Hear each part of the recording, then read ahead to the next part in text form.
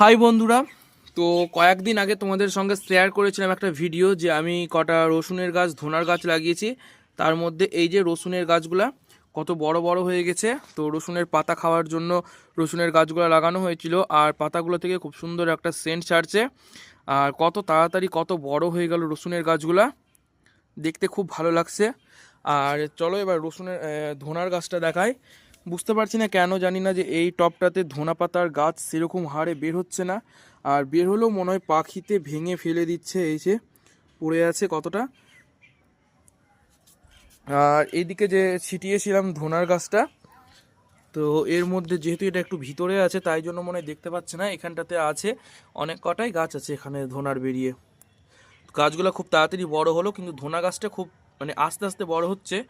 তো কিছু যদি গাছে সার ব্যবহার করতে হয় গাছ বড় করার জন্য এই ধনা গাছটা, তো একটু আমাকে প্লিজ